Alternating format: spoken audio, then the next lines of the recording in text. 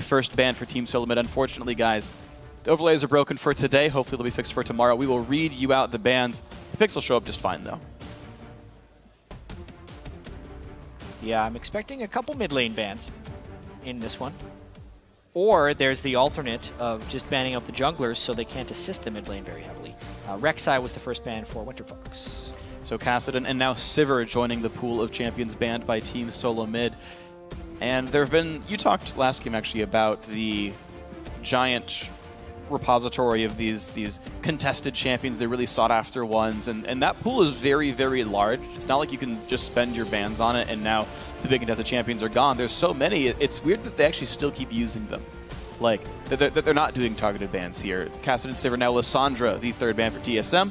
Meanwhile, for the red side, Rek'Sai, Aurelia, and Rumble, where Winterfox's 3 bans. Yeah, and I think Phreak, more than anything, while there is this large pool of shared contested champions, every team will have their own subset of champions that they are comfortable with or not comfortable with. That's true. And the same thing goes for what they are comfortable against. And in this case, that's just the way the bans fell down. It was Kassadin, Sivir, Lissandra, banned by Team Solomid, and then Rek'Sai, Aurelia, Rumble for Winterfox. I would say, based on those bans, very unfortunate they aren't on the screen, sorry about that, but it's more targeted at TSM's Dyrus. And yeah, Dyrus is going to lose out on a couple of his champions here. Interestingly, we're seeing these champions paired together so often. Lulu and Janna once again picked up here, this time on Winterfox. The disengaged poke comps happening a lot. Wildturtle is going to get his shot at Kalista. And I actually asked him about Kalista builds a week and a half, 2 weeks ago. And what do you like? And he said he wasn't really sure between Hurricane builds or not. So we have to see which way he tilts. And you play Kalista. I love Hurricane Kalista. Well, here's the funny thing. Of all... So Kalista actually, in my opinion, has a much stronger following in the North American scene than pretty much any other region. I mean, Korea's been playing for much longer. They only had that Kalista bug Sneaky talked about on the desk for a very short amount of time, right? And they just haven't played it. Europe has seen somewhat limited play. Freeze played it over there. Yet, I feel like I'd wake up in the morning, look on Reddit, and there would either be a Sneaky highlight, a double lift highlight, or a Wildturtle highlight on Kalista. Those 3 specifically, so fitting that they have all now debuted Kalista for themselves in consecutive games in the LCS. You know, I feel like Kalista is the inverse Rengar. Everyone loved Rengar, and he decided to follow the train, did a horrible job of it. We started Kalista. Our Kalistas are actually good. Well, generally, if you start the trend, you're good at it. Yeah, I'm just saying, though. We have something good in NA for once, chat. Let me have this. We're good at something over here on this side of the pond. Bix all the way here for TSM. So, LeBlanc here for Bjergsen. Dyrus gets his Maokai despite all the bans against him, and Lustboy gets his Annie. Yeah, and really fast conclusion of this pick ban phase is they really had their minds set. As far as the gank for mid lane game goes, the Rengar is a very strong ganker. What's interesting here is the Morgana counter pick to LeBlanc. Ooh. Now, this is something that is a very real counter, but we haven't seen in the LCS. Black Shield on Morgana, plus just being able to shove the wave with her puddle, neutralizes the crap out of LeBlanc. I've been waiting for a very long time for people who first pick LeBlanc. My ranked 5's team in much lower elo has been destroyed by this on a couple occasions, and we've then done the inverse. It's a really strong matchup for Morg, especially in the early and mid game. And I feel like Winterfox just took a page out of Starhorn Royal Club, by the way. You've got the Rengar jungle and a bunch of supports for an AD carry named Altec. This is the Tristana show. Like, true. Late game damage is coming from exactly one person, and it is one of the strongest AD carries in NA. Had a great performance last year on EG, even though the team didn't do so well. And you're going to hope for this guy to, again, put on a great performance here on this Tristana. It is Protect the Altec. He had a 500+ gold per minute game when he was playing on Sivir. And he even had a pretty good performance, if I remember, in their defeat. He was the only person to really get kills. So let's just put more power into that one guy while Winterfox still doesn't have their entire team together. Yeah. Doesn't seem like all that bad a strategy. We'll see if they can do it. The match is about to get underway, so head over to Twitter and vote for the team you think will be victorious. Send either hashtag TSM win or WFX win to @LOL Esports.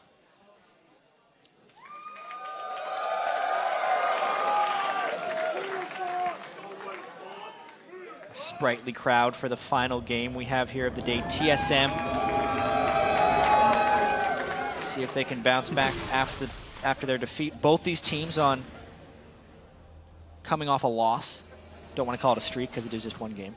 Sure. But they want to avoid a losing streak. Well, one of these teams is going to end up 2-1. One of them is going to end up 1-2. But for Bjergsen, one of the dangers in this game is facing Pobelter and his versatility. I actually think Pobelter and I have very similar playstyles.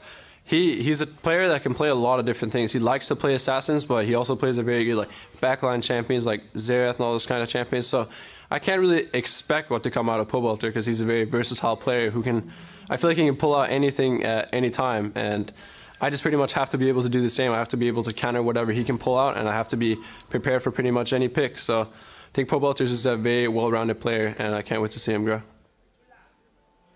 And it's such a great time to hear that quote from Bjergsen because that's exactly what Pobelter has done. He has pulled out a Morgana in the mid lane to counter Bjergsen's LeBlanc. So we'll see, depending on how Bjergsen plays this, some greater roaming potential, some greater assassination potential from the LeBlanc.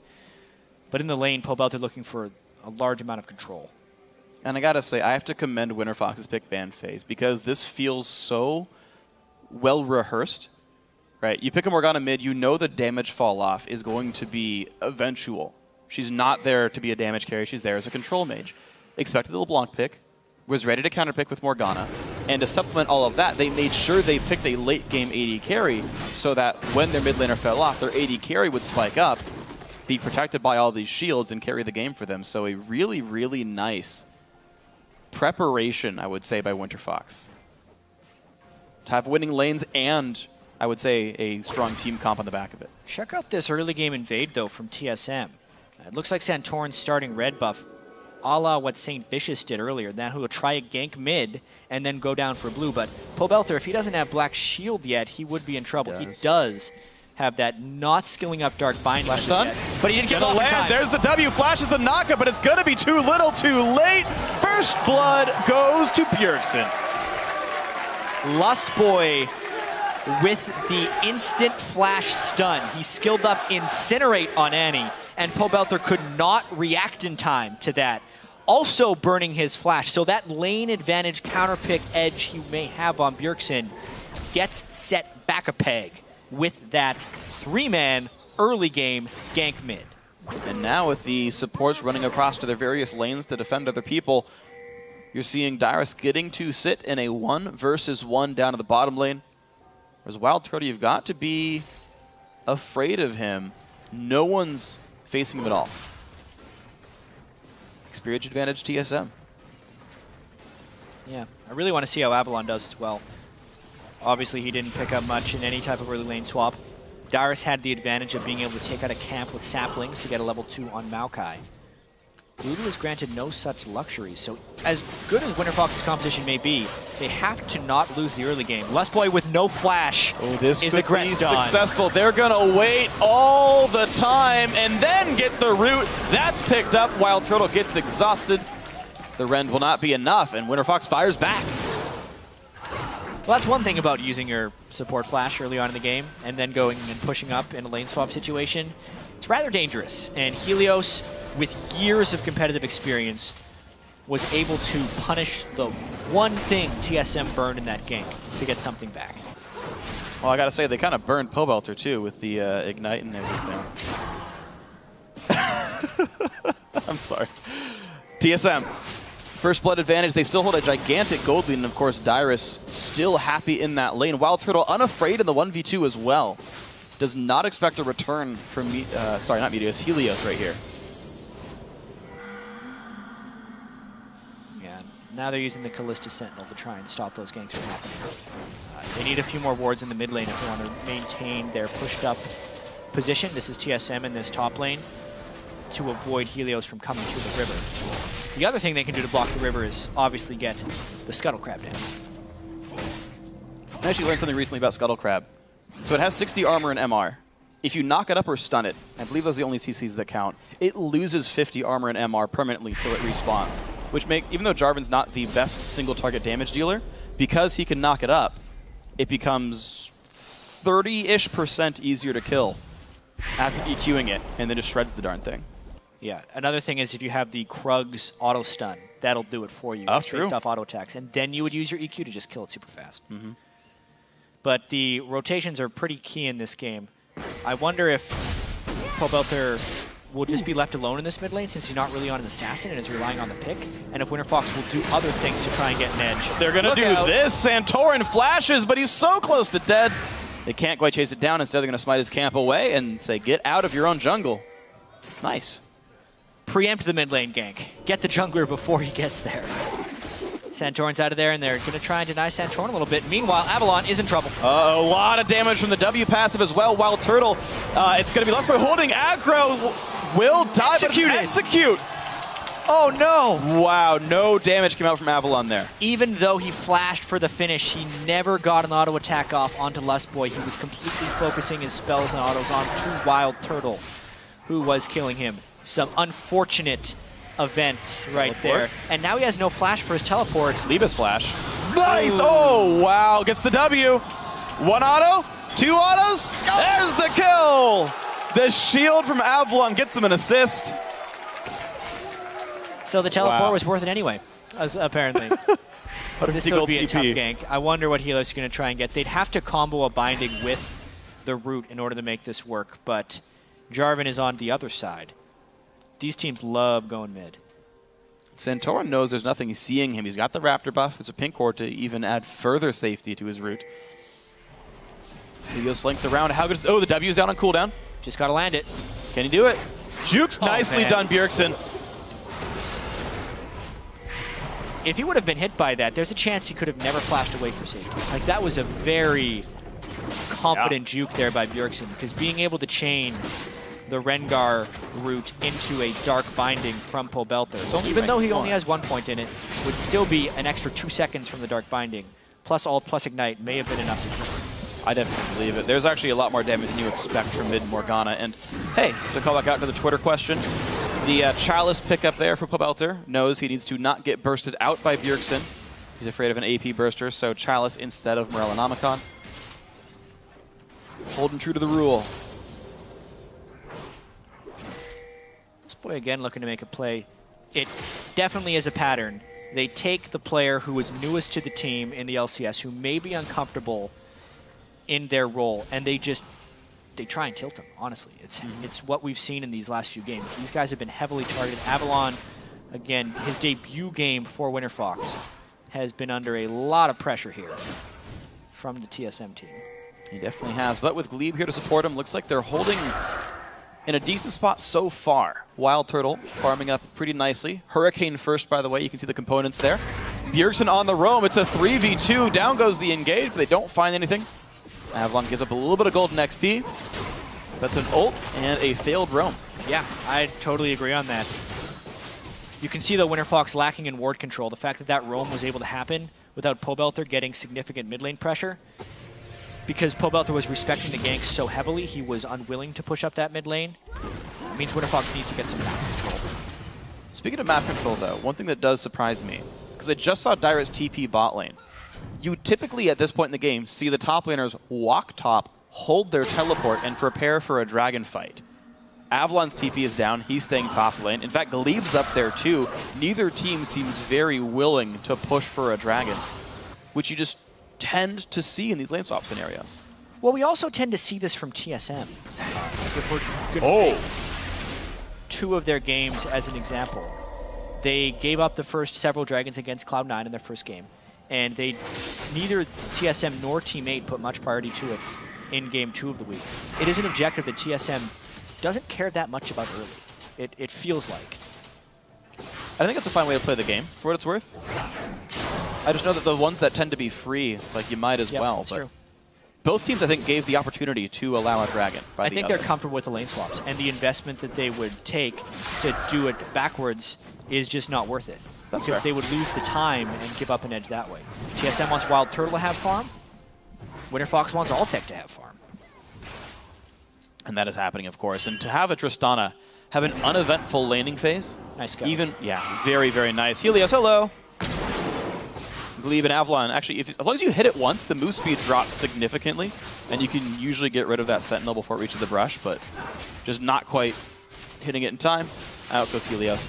But yeah, as you were saying, with the lane swap scenarios, you're right. Altec getting a free lane on Tristana is plenty happy if you can ride out that early to mid-game lull Trist tends to have. But just keep in mind, TSM have all that free farm with Dyrus not being opposed in this lane, whereas Avalon is having a rough time. And I do really have to commend TSM for that early gank in the mid lane. Even though Lustboy later lost his life for burning Flash, the fact that it's allowed Bjergsen to win this matchup where he is counterpicked by the Morgana is because of that early pressure. And a TSM without Bjergsen is really not TSM. Just shows how worth that first game was. That was definitely beautiful. I really, really enjoyed it. In the Gravity game, we saw Saint unable to revisit after the Flash was burned. To be fair, this happened for TSM as well. They did not revisit Pobelter with the flash down, but the kill came in all the same, and it was the lead for Bjergsen. Now we're seeing ward control started a little bit over the Dragon area. 11 minutes in, we see 2 wards from Winterfox on the screen right now. It's almost like as if a switch was flipped, and they say, all right, I guess it's time for Dragon now. It was convenient for both of the guys to back at the same time, it looks like, except Altec is now trapped top lane. So no. Yeah, I was wrong. TSM said, now it's time for Dragon. They didn't have teleport. Yeah. Dyrus got another minute and a half on that guy. So, yeah, still just... They're all in on Altec's farming. That's the only thing. What they did do is swap back when Hurricane came in. Wildturtle got that item, showed up bot lane, and said, let's start bullying. Tristana's going to be at a trough here. And he's right, actually. So. And they swapped the Tristana back. It's all about the AD carry farm and counter farm. It's less about the Dragon. Yep. TSM has littered the Dragon area with wards, and they've yet to go for it. The sweeper comes out, and there's like, no, these wards are going down again. They want to make sure Rengar can't sneak in without ulting in. Wildturtle with some click clears away. By the way, some of you guys may notice the double Rens going off. You hear the ch-ch twice. The second Ren actually deals the like reduced as though it were a stack damage. If I'm making sense to you guys, Ren basically, if there's bullets in the air, will recast when those last bullets hit. And the way Ren deals damage, there's an upfront amount and then an amount per stack, much like Twitch's Expunge. Those secondary Rens deal the quote-unquote stack damage, the reduced amount. So there's no like gimmicky bonus damage dealt that way. Altec, though, getting hit pretty hard by Dyrus. Knocks him back to get away from the ulti, but Avalon getting dived. They are putting up so much effort on pushing this Lulu around. Altec takes a bit of damage. Dyrus healthier in this trade, but here comes Rengar. Uh-oh. It's going to be a flash. The Bola, I think, missed. Anyway, the slow lands. Helios has another route. The bot turret went down. Nicely done by Turtle, but nothing gained for Helios. Yeah, really. Alt, Bola, they lose the turret bottom. The Dragon is going the other side, revealing himself in a sense. Great reaction time by Dyrus to flash that Bola and really save his skin. It means TSM wins this on pretty much all fronts as far as trades go. Absolutely beautiful by TSM. They go for the Dragon when it's finally convenient. The early smite into the Ren. We've been tracking a little bit on the analyst desk before this game, how these teams are playing around the Kalista burst. Of course, she's so good at securing objectives your team's already doing. And the thought is you don't want to smite and run at the same time. You give a window for your opponents to kill it. But you can smite it to make it die faster, you know, at a respectable time frame, and then Ren for the burst because you typically beat smite with it. And so far, these teams are doing a good job of that specifically. Yeah. Yet to see a Kalista mess up the jungler smite or something. You're like, all right, I'm going to spike it, and they get too aggressive with it, the Baron gets left with 200 health. Right. I mean, that's basically what any jungler trying to steal the Dragon will do, is they'll just smite it early, hoping Kalista was trying to render that number and misjudged. Right. It is the only hope they have of stealing away from Kalista. I think that's what Impaler did, I believe, if I have a player right. Or Dominate, I think. Yeah, Dominate did it against... the Kalista Healers. Yeah, C9, Sneaky. There we go. We got it together. And yeah, he smited it down to 500, hoping that there was an early rend or an early smite from the side. Didn't happen. Was secured by C9 in that game. It's a swap battle right here. They're only trying to deny the AD carry farm. Everyone's running away from the Kalista, but how long can you run when they can chase you like that? Wow, knock up into Tibbers. Avalon just has nowhere to go. The Rend, 2 more autos will do it, and Wildturtle gets the kill. Beautiful chase. Absolutely, Avalon had no backup. Helios, nowhere to be found. Even if he was there, he may have just found himself another death to Kalista's hand. This is really going in the favor of TSM. They got control of the mid lane first, and they're almost systematically trying to shut down the Winterfox carries. Pobelter was shut down at the start. They're chasing Altec around, and when they don't find Altec, they dive Avalon. Oh, hold on. Speaking about getting shut down, Bjergsen forced to flash away, just gets away in time before the ulti ticked on him. Good play, Pobelter. The early pressure being turned around. Yeah, but look at what they're losing on the rest of the map. Just from Avalon getting destroyed in these lane swap situations. I mean, think about it. This was a very similar investment. 2v1 top lane meant a kill and the turret going down. 2v1 bot lane, eventually Dyrus has to leave, but just the progress being made by Wildturtle. Yeah, okay, Pobelter, his shield will be up. Lustboy's alone so far. All's well. We can hope to try and turn something a little bit even. Pobelter does have that blue buff and a beefy black shield just based off ability power. He's not even skilling them. Forced to flash away though, Lustboy. Oh, the knockback into the team! Is that a dead Annie? Nope, Kalista says no thank you. Rengar joins the fray, but down goes Pobelter. Helios also gonna join him in Undeath. Altec forced to run away, 2 for 0 TSM. Fight just went completely wrong for Winterfox right there. It all started because Pobelter had lost his black shield, and because they tried to get a catch, but Wildturtle was one step ahead with the Kalista ultimate. Let's see how much TSM can take off this edge, because this game's getting out of hand. Bjergsen looking to harass, nearly brings down Altec. The shield is late from Avalon. And just more pressure. Team Solomid playing this incredibly well. Santorin recalls on a ward. No fear. Why doesn't he kill it? I feel like he should kill that. He's continuing the trend of North American junglers recalling the most awkward places possible. We'll see. Maybe he'll get it. Maybe he'll get it later. I have faith. Wildturtle will get it. He was saving the gold for his AD carry. A true supportive jungler. Taking a look at this fight again. The idea was great from Gleeb, getting Lustboy back and then going straight in, but then the counter engage was even better, since after the counter engage happened, there was no peel ult from Gleeb because he used it to engage. At that point, the gold lead from TSM and the combat stats were too much for them to take down. It just goes to show you the number of games these teams are playing in scrims against Kalista. Like, now let me tell you, there are a few spots on the map where wards are bugged and you can't see through the fog of war. That is not one of those spots. That ward is clearly visible from pretty much every single angle in that brush, so it is just TSM or Santorin missing out on killing that ward. Bam. That one to destroy the Vengeance. And the only way you don't see a ward is if wards just basically draw lines. So if you can't have a straight line of vision, if a wall cuts it off, even if you're in the same brush as a ward, you won't be able to see it. Or wards only see a certain distance, and these bottom lane brushes are so long that you can have a pink ward at the very front of one. It doesn't mean the very back of the brush isn't warded, because the pink ward vision radius does not reach that far. Right. Just explaining ward vision a little bit. Right, of course. There's some confusion on the topic. Hey, I talked about Rend for a while, so can't really hate you for this one. Nice little poke. Belter takes a spear to the back of the head and backs up a little bit. Finds Dyrus, though. He's a bit over-aggressive. The whole team jumps in. It's a 1v4. Dyrus in the wrong place at the wrong time. Good pickup. That goes to Altec. Boy, did they burn a lot for that kill, though. But all is well that ends well. If Altec can get some farm, he needs to hit a few more item breakpoints, however, before he becomes a real threat. And this is the scary thing, is he's also up against an early Frozen Heart from Dyrus. He is being as tanky as possible. Oof, that's brutal. Yeah, Wildturtle's going to be carrying a lot of the damage burden here. Of course, Bjergsen can help as well. Looks like DFG is next. Thank you, Bjergsen. And now bot lane tier 2 under fire despite getting a kill. TSM completely in control of this map. They're getting a turret uncontested entirely.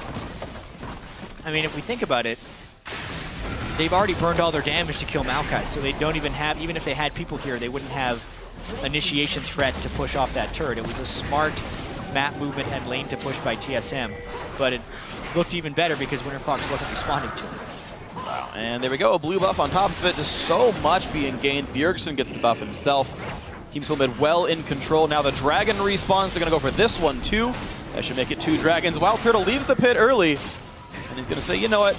You can just whenever. No rush.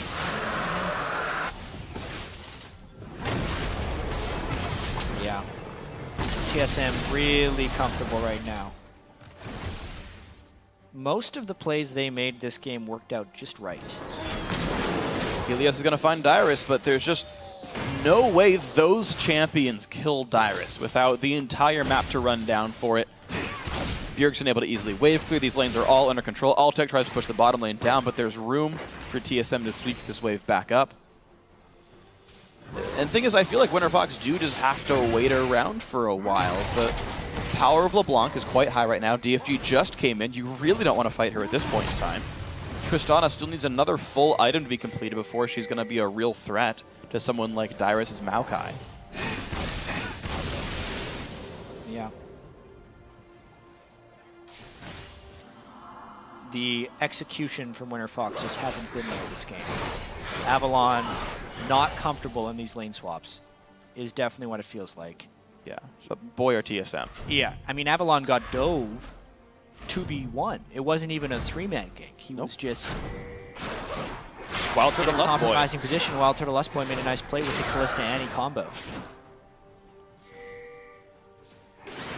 So with a 5,000 gold lead and no threat of Tristana just yet, TSM retain control. They're 5 turrets in, meaning only mid-tier 2 is standing. They've held Immaculate Dragon control, albeit starting late. They are so far setting up Baron control pretty darned early. They do have the vision blacked out, I believe, but they don't have a lot of wards in Northern Jungle to watch the counter attempt.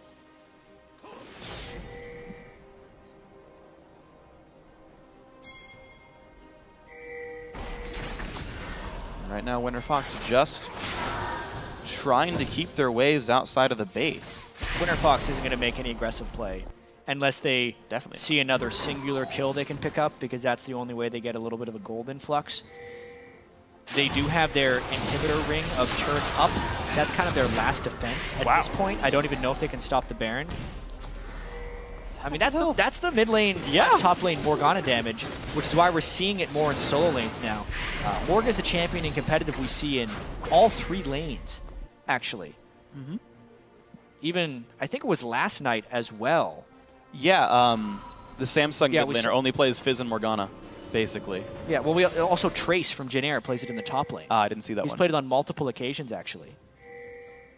To much success. They run it in poke comps. Yeah, we saw how good Morg was in poke comps in, our first game of the day. With Gravity just finding bindings. And by the way, that thing does a whole crap ton of damage, so hey, good on you guys.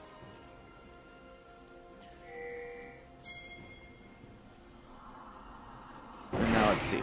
5,000 gold lead. Holding pretty standard, actually. The minions are getting traded back and forth without contest, so it's really easy to wave clear back and forth. The question is, where does the ward control go from there? Because TSM are always clearing the waves first, getting the vision deeper in, requiring enemies to sit there and babysit the waves, and then wards come down when that happens. Baron control is getting rested farther and farther away. There's an aggressive pink ward. That's going to get rid of... Sorry, that's just a regular ward. But the pink ward goes down. Now red buff's controlled by TSM. Now they've got a full screen away from Baron control. Well, slowly getting worse. Yeah, that's the typical thing TSM is doing. They're just ward creep. Yep. They're trying to build their vision system into Winterfox territory. It will become easier if they can actually get down the 1 remaining middle tier turret from Winterfox. That is kind of the last vestige of Winterfox strength.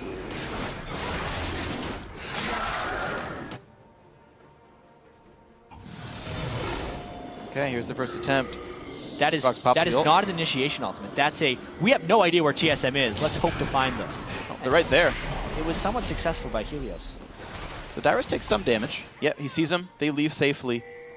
Now, interestingly, Dyrus does not have, well, now he has a null magic manta, but almost had no magic resist at all. He actually took a decent chunk of health from the Morgana shots.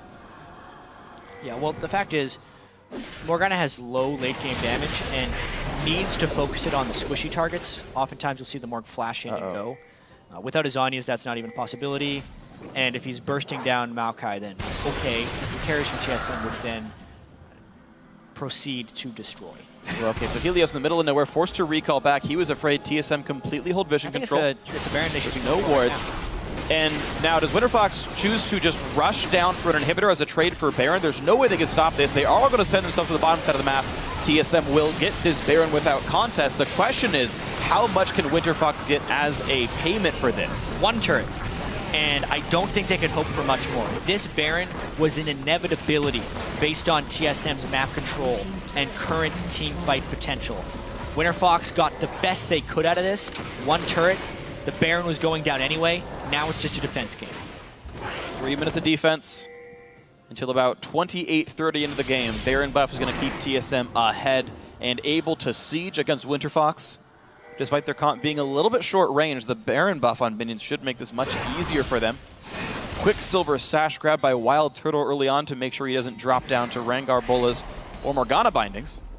Yeah, Brutalizer as well. That's a new one. Yeah. Well, he knows there's not much armor being built on Winterfox, and if there's low armor values, the Brutalizer can be a better armor penetration item than the Last Whisper. True. And if he upgrades that into a Ghost Blade, then it gives him even more mobility onto super mobile Kalista. Yeah. I really can't hate on Yomu's Kalista. I can totally see it. Here's a Dragon attempt. And no worries at all for Wildturtle. Just going to make it look cool. He can solo this, of course, with plenty of lifesteal thanks to the Bloodthirster. Contrasts it to the Ruin King. Yeah, there you go. 2,000 damage rend, no problem. When you solo it, you get those stacks really quickly, so... Yep. It's actually easier to secure a Dragon when you solo it, because you can't get the Rend stacks up otherwise when everyone else helps you, so... Smart choice to let Wildturtle get it by himself. And now, still with Baron, but they look for their first inhibitor turret of the game on the bot lane. I wonder if they're feeling confident enough to flash in and go. Gleeb took plenty of damage. Yeah, it depends on the poke that Bjergsen can land, and Winterfox doesn't have much to hold this one back. Next wave, I think this goes down. Or even on this wave, they're going. This one they go in. Altec gets exploded! And it's going to be real bad. Pobelter now locked up as well. Will land a stun, poops up Dyrus a bit, but still, so much damage comes through. The Zhonya's Force Belter is still sure to die. Does so to Lustboy, 2 for 0. Inhibitors theirs as well.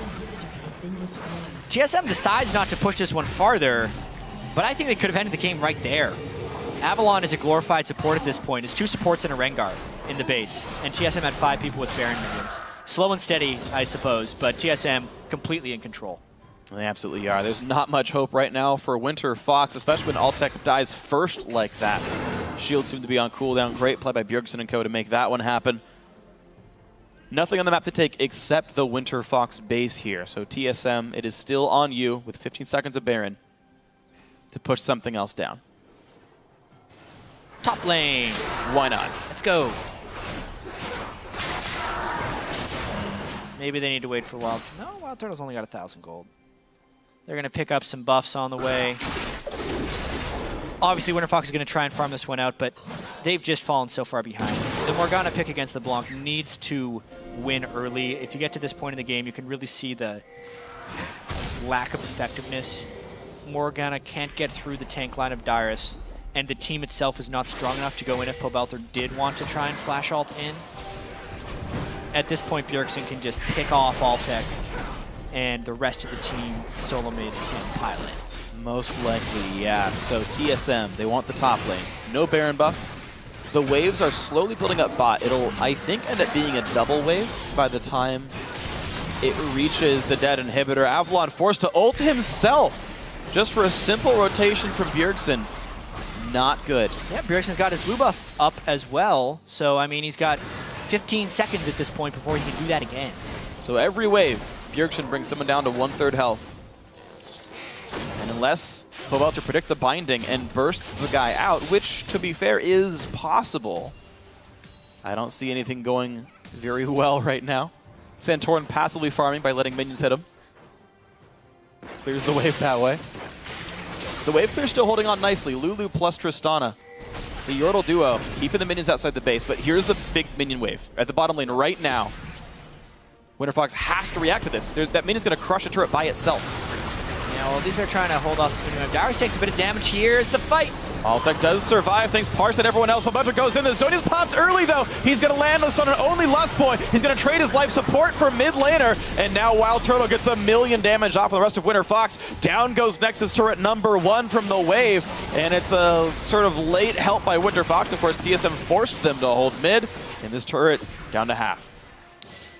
A decent stall there by Winterfox, but it's only going to be just that, a stall. I don't think we're seeing any kind of turnaround here as TSM continues to push in.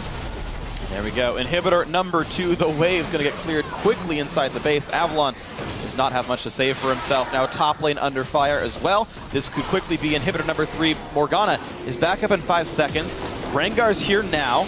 Dyrus at half. Wildturtle could be available. Winterfox do not want to go for it. No. Slow and steady this time for TSM. He's only got a really fast Kalista, especially if he finishes that. He almost goes, but we see Baron in 1 minute 30 seconds, Dragon in 1 minute 45. And honestly, this was just a good performance overall by Team Solomid, but not necessarily a differentiating one. This is another one of those games where, hey, they got Bjergsen going. Congratulations. He's able to take over the game on the block. On top of that, it was a nice showing from Wildturtle and Lustboy, pulling off this Kalista combo, which, if today is any indication, unless Altec is willing to add that to his champion pool as well, is going to start drawing bans across the league. Yeah. If you're not one of the 3 that seems to play it right now, Double Lift, Wildturtle. Oh.